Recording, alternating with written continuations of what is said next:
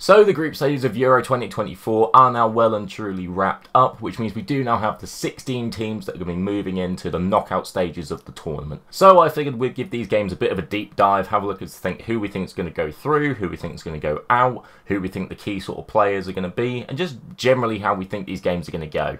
So for that first knockout fixture, we have got the Swiss versus the Italians. I believe it's on Saturday at around 5 o'clock-ish. Really close one, in my opinion. I mean, I think the Swiss have looked fantastic. Honestly, I think Italy really haven't looked that great. But it's knockout football, isn't it? And obviously Italy have got the experience there. They literally did it in the last tournament. I know a lot of those players have cycled through, and now you've got a bit of a fresher squad. But if I had to pick a side, I genuinely think the Swiss are going to beat them. I thought they looked fantastic against Germany. They really sort of outdone them until the last couple of minutes when Füllkrug got his header. It's players like your Xhakas, right? Like, they've come off the back of obviously an entire season of Bayer Leverkusen, practically gone unbeaten across all three of their tournaments, and just the style of play they've integrated into that international setup has just looked fantastic.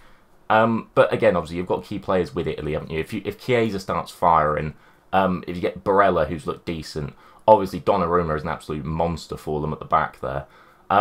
So yeah, very, very tight one, but I do think the Swiss will probably just edge it. So the second match of the evening will see the host nation Germany playing against Denmark. Now, personally, I think there is only one winner here, and I can't see the home nation losing, personally.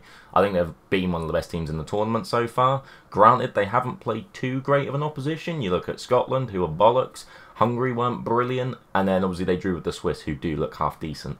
But they just look like they're going to score goals every time they play. I mean, Musiala's looked incredible. Füllkrug's been looking really good. I think his record for the national team is something insane, like 13 goals in 19 games, which honestly is astounding for him. But yeah, they look really, really strong. But just to touch on Denmark, I mean, obviously, seen them up against England pretty closely. Again, they looked half decent against England, but England are just bollocks at the minute. That's another story. But they look a solid team at the very least. I don't think it will be Germany completely blowing them away, but I can see Denmark really not being able to do much against that side, honestly. I'd say like 2-0, 2-0 Germany if I had to guess a score. So then on Sunday, kicking us off at 5 o'clock, we've got the big one for our nation, don't we? We've got England playing against Slovakia, and although we have been absolute bollocks, fingers crossed I'm not jinxing this, I can't see us losing to Slovakia. I mean, again, as we've said, England have been poor in this group stage, obviously picking up the 3 points against Serbia, and then practically defending for the next two games because they just don't want to fucking risk going for anything, because that's Southgate ball. If you want to have a whinge about Southgate with me, make sure you click the other video that we did yesterday, all about how shit Southgate is. But back to the actual match themselves, yeah, I think Southgate's got a lot to prove now, particularly as he's gone through top of the group and everybody fucking hates him.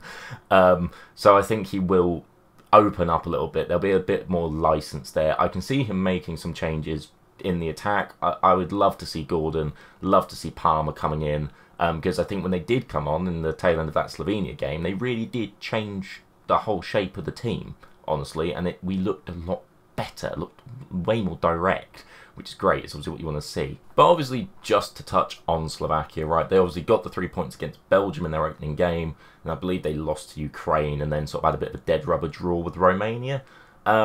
It's almost as if, kind of like England, they almost got the job done early. Like, if you got 3 points in that group stage, you were pretty much guaranteed to go through.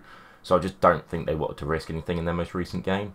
But they'll be dangerous, as they've proven. Obviously, they seem to be half decent at soaking up pressure. We saw that in the Belgian game. Granted, Lukaku did obviously have a horrendous nightmare of a fixture, but what's new there?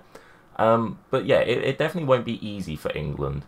Because, again, I can see them setting up in that almost like a bank of 4-4-2 with the two strikers coming back. So it's going to be a job for England to break them down.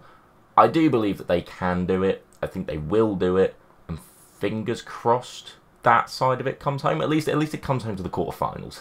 So then, following the England match on the Sunday night, we have got my boys here with the smart kit on, Spain against Georgia.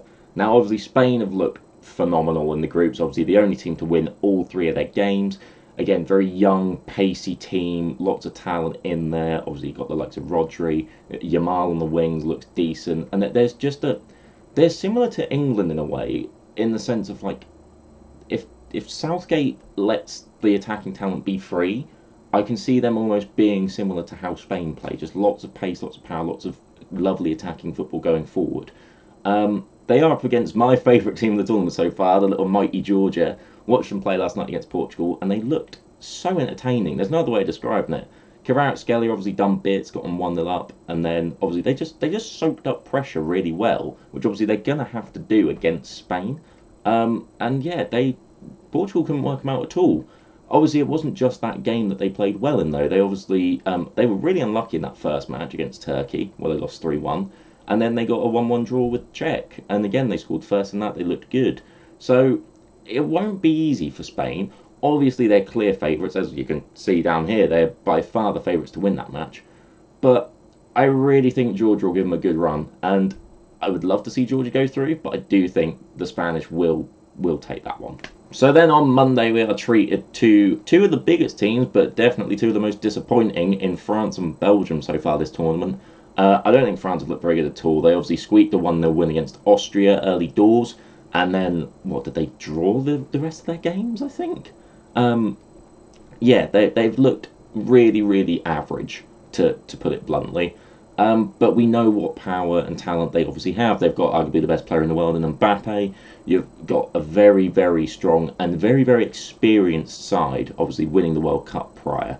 I don't really know how Belgium are going to answer to them, because I think that Belgium team, honestly, is a tournament or two past it.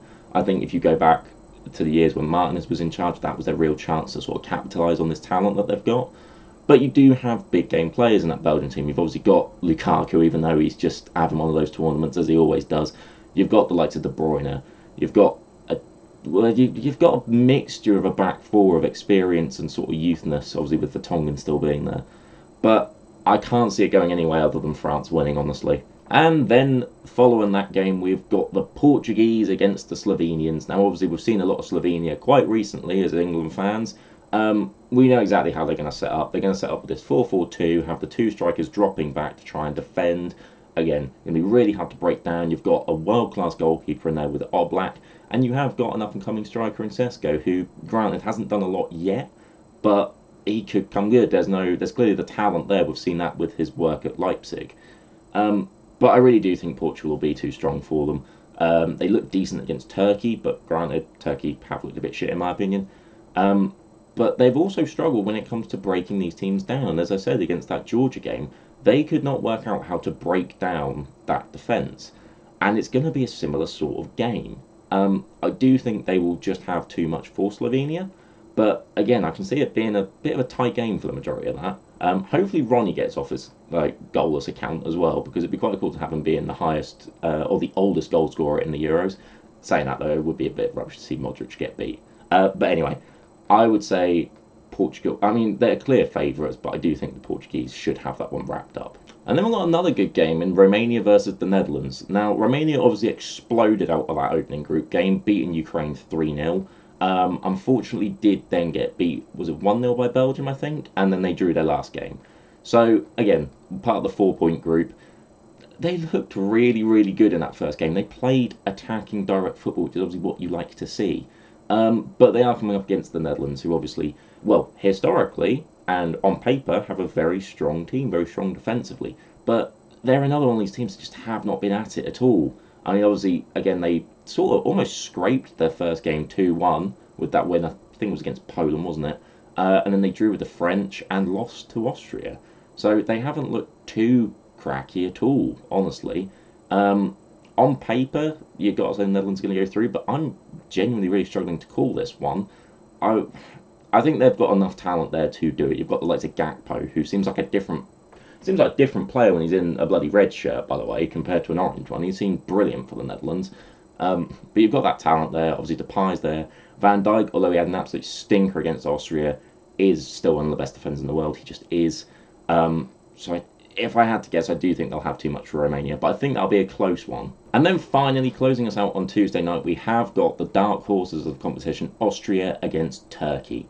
Now, Austria have looked like a completely different team. I don't know how Rangnick's done it, but he's gotten really the best out of all of those players. And that's despite having the likes of Alaba even playing in some of the matches.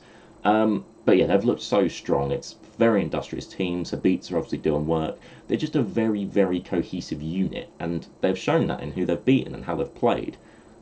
But they're coming up against this Turkey side. Now, I think this Turkey side is bollocks, to be honest with you. They got absolutely destroyed by Portugal. Barely squeaked past Georgia, in my opinion, at least based on the balance of play. It was a fairly even match. And then they struggled to beat a 10-man Czech team last night. Like, they've not looked at it at all. Again, I get that they do have star players in the likes of your Kalanoglus, and obviously Arda Güler's coming through and scored a wonderful goal this tournament.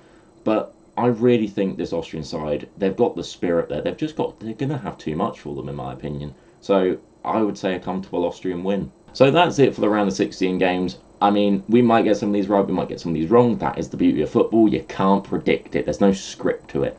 But if you have enjoyed this, please do subscribe. We're looking to try and make more football videos as much as we can on the channel. And yeah, let me know what teams you think are going to go through.